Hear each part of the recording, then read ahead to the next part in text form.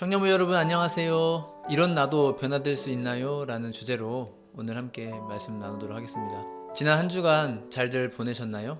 우리 지난주에 우리가 예수 믿어도 죄를 짓는 이유, 우리의 신분은 바뀌었으나 성분은 아직 변하지 않았기 때문에 라고 말씀을 나눴었죠. 우리의 성분이 우리의 신분을 따라서 점진적으로 변화해가고 바뀌어 가야 된다라는 말씀을 드렸었습니다. 그리고 그 과정이 성화라고 부른다고 그런 말씀도 드렸었습니다. 이 성화는 하나님 혼자 하시는 일도 아니고 또 우리 혼자 하는 일도 아니고 하나님과 우리가 같이 함께 박자를 맞추면서 나아가야 되는 협력사역이라고 그렇게 말씀도 드렸었어요.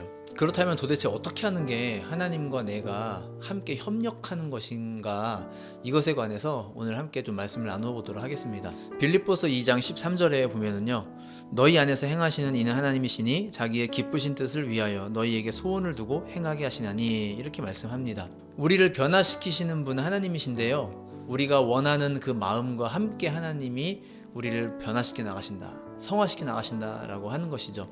좋은 예가 있어서 좀 한 가지 소개를 해드립니다. 예수님의 사람이라는 제자훈련 교재에 나온 예화예요. 실제로 있었던 실화인데요. 고등부에 어느 한 여학생이 있었대요. 여학생 자매가 있었는데 어린 시절에 부모님이 돌아가신 거예요. 그래서 고모하고 살았대요. 고모가 거의 키우다시피 했대요. 그런데 이 고모하고 이게 잘 맞지가 않아서, 성격도 잘 맞지가 않고 그 가치관도 잘 맞지가 않아서 늘 자주 싸웠대나 봐요. 특히 이 자매가 교회에 갔다 오면 정말 그렇게 많이 싸웠대요. 고모가 그렇게 짜증을 내고 화를 내면 자기도 모르게 반항심이 나왔다는 거예요. 그래서 늘 고모하고 티격태격 싸우기만 했다고 합니다. 그러던 어느 날 이 자매가 교회에서 예배드리다가 은혜를 받은 거예요.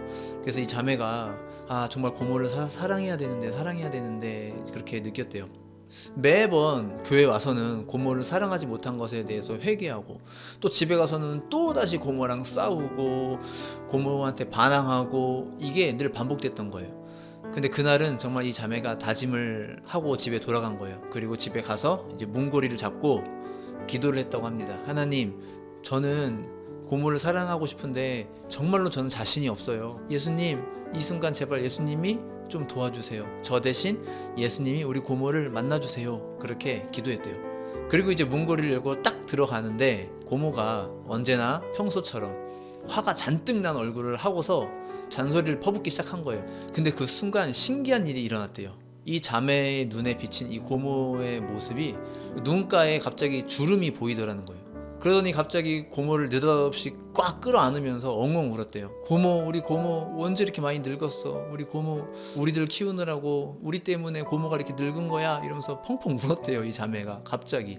이 고모 입장에서도 되게 당황스러웠던 거죠. 아니, 이 녀석이 갑자기 왜 이러나 싶었던 거죠. 하지만 그럼과 동시에 이 고모 마음도 치유가 일어난 겁니다. 지금까지 그 한만했던 그 여인의 그 가슴의 상처, 내가 원치 않는 일로 인해서 조카들을 끌어안고 지금까지 뼈 빠지게 일하면서 조카들 먹여 살려왔던 자신의 처지, 그러느라고 시집도 못 간 노처녀가 된 자신의 처지에 대한 그 한 맺힌 그 여인의 아픔들이 있을 거 아니겠어요? 그게 치유받은 거예요. 그리고 그 길로 이 조카를 따라서 그 교회에 다니기 시작했다고 합니다. 그리고 직분도 받고 집사도 되고 했대요. 정말 아름다운 얘기죠. 이 자매의 이야기를 말씀드린 이유는 우리가 하나님과 협력해서 성화를 이루어 나간다는 것이 그 원리가 어떤 것인지 되게 비슷하기 때문에 말씀을 드렸습니다. 먼저 이 자매한테 고모를 사랑해야 된다는 의지가 있었어요. 하지만 이 자매의 인격으로는 그것을 해내기에는 역부족이었습니다. 그래서 이 자매가 기도를 하죠. 예수님 도와주세요 하고, 그리고 예수님이 도와주세요. 예수님의 눈으로 이 자매가 고모를 보게 되고 예수님이 느끼는 거를 이 자매도 느끼게 된 거예요. 이런 부분에 있어서 우리가 쉽게 빠질 수 있는 오류가 있어요. 그것은 뭐냐면 내 감정으로 하려고 하는 거예요. 그냥 실천해야 된다라는 그 의무감으로만 내 마음을 쥐어짜서 하는 그러한 실천이 될 때 그게 크나큰 오류가 됩니다.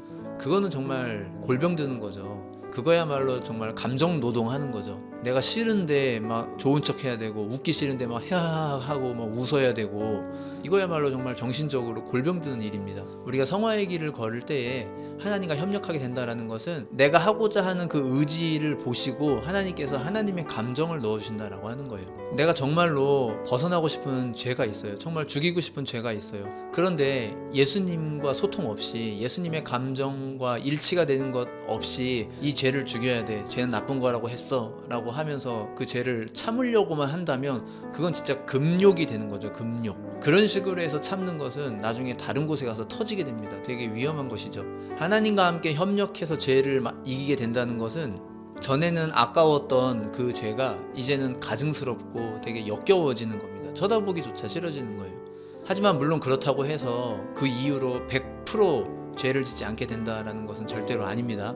우리는 또 언젠가 죄를 지을 위험성이 있어요. 하지만 방향이 바뀐 거예요. 고모를 정말로 고모가 밉고 사랑할 수 없었는데 이제는 고모를 사랑할 수 있는 판도로 방향이 바뀐 것이고, 전에는 이 죄를 너무 좋아했는데 이제는 이 죄가 역겨워지는 그런 방향으로 바뀐 거예요. 우리가 하나님과 함께 협력하여 성화를 이루어 나간다라고 하는 것은요, 우리 마음의 소원과 그분의 마음이 함께 일치가 되어서 하나님이 기뻐하시는 것을 우리 내면에서 이루어 나가시는 거예요.